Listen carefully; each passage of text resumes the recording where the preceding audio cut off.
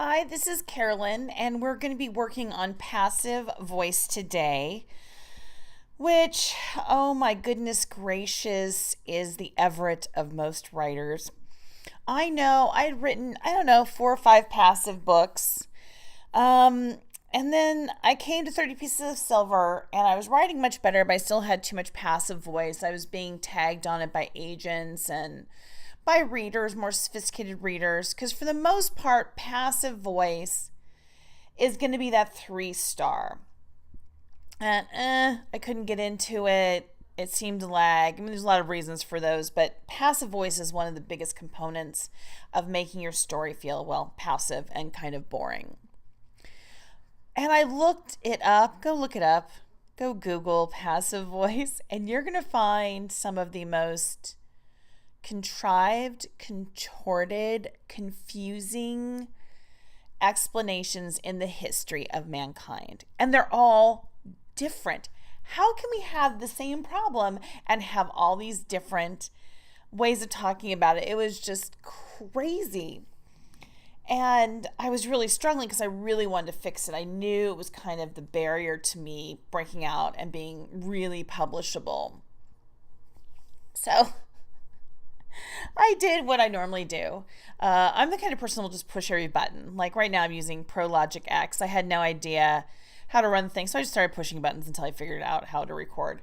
So that's pretty much how I did with passive voice. What I did is I went to an author who I knew was praised for his active voice and how awesome he was. And I really just studied a chapter and really a page at first, and then kind of followed it through. And I realized I just started counting I knew what the passive phrases were. The passive phrases are was, were, had, have, been, began, started.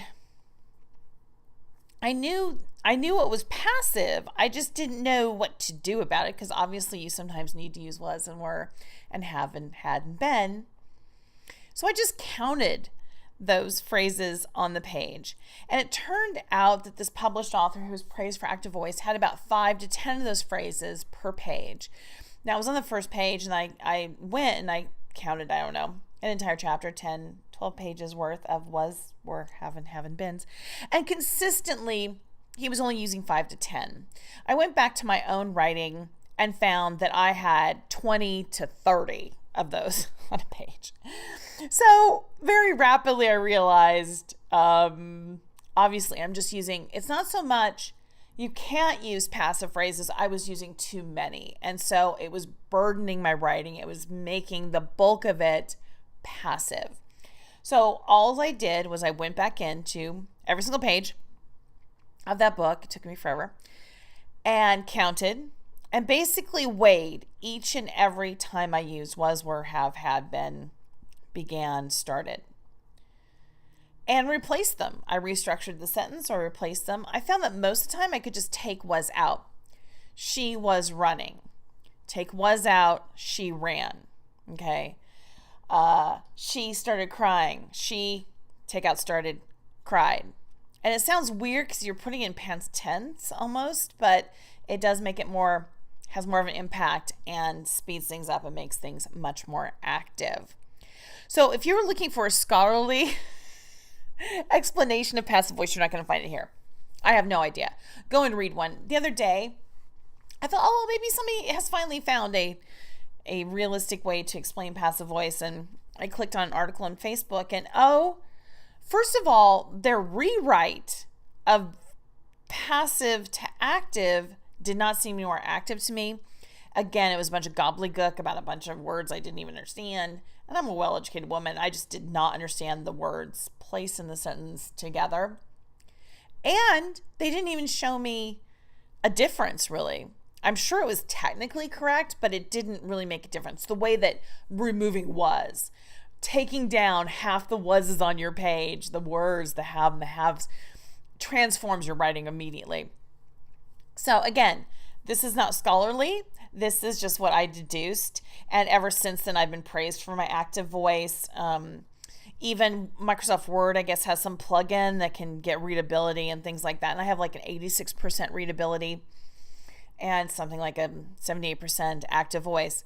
Now, and again, don't go in and take down every was, were, haven't been, because if you do that, it sounds really stupid.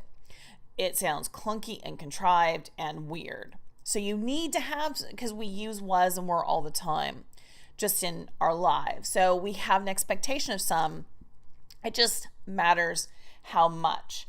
So again, shoot for 5 to 10 of these passive phrases per page.